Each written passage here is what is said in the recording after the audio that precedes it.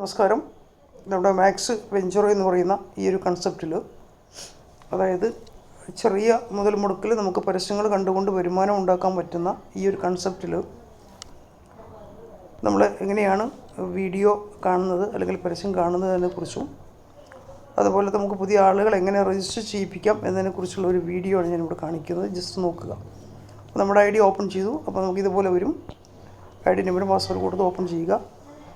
അതിനുശേഷം നമ്മുടെ referral link വഴി രജിസ്റ്റർ ചെയ്തു വന്ന ആളുകളുടെ ഐ ഡി നമുക്ക് ആക്ടിവേഷൻ ചെയ്യാൻ വേണ്ടി നമ്മുടെ മുകളിൽ കാണുന്ന ഈ രണ്ട് ഓപ്ഷൻസ് കാണുന്നുണ്ട്. അതിൽ ഇടതുഭാഗത്തുള്ള ലൈനിൽ ടച്ച് ചെയ്യുക. അതിനുശേഷം നമ്മുടെ ഫണ്ട് മാനേജ്, അതായത് 1, 2, 3, 4, 5ാമത്തെ ഈ ഓപ്ഷനിൽ നമ്മൾ ക്ലിക്ക് ചെയ്യുക.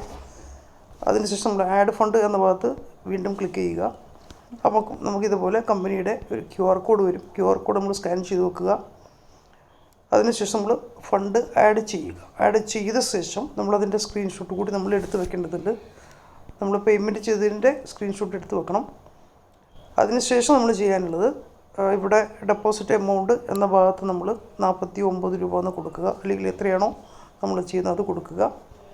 നമ്മൾ പേയ്മെൻറ്റ് ചെയ്ത സ്ലിപ്പിൽ ഉണ്ടാകുന്ന UTR നമ്പർ, ആ ഒരു 12 അക്ക നമ്പർ ഇവിടെ കൊടുക്കുക.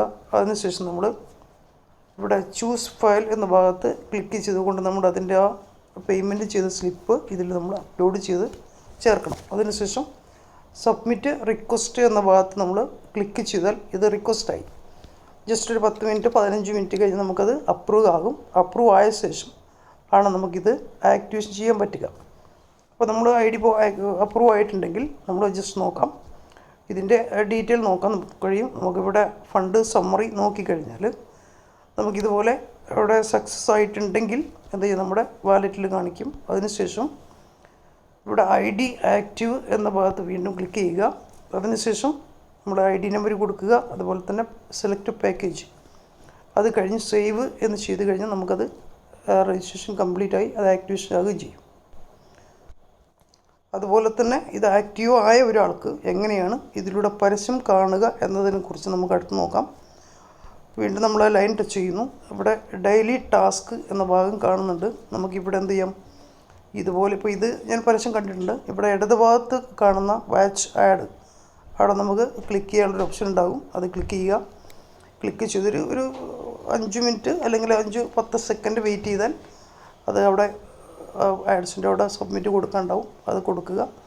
അപ്പോൾ ഇതുപോലെ നമുക്ക് ഓരോ ആഡ്സുകളും കണ്ട് നമ്മൾ റൈറ്റ് സൈഡ് കാണുന്ന വാച്ച്ഡ് എന്ന ഭാഗത്ത് നമുക്ക് കാണാൻ സാധിക്കും. അത് കഴിഞ്ഞ് നമുക്ക് നമ്മുടെ ഡാഷ്ബോർഡ് വീണ്ടും ചെക്ക് ചെയ്ത് കഴിഞ്ഞാൽ നമുക്ക് അതാത് ദിവസം കിട്ടിയിട്ടുള്ള എമൗണ്ട് നമുക്കിവിടെ കാണാൻ സാധിക്കും. ഓക്കെ, ഇതാണ് അതിൻ്റെ കാര്യങ്ങൾ.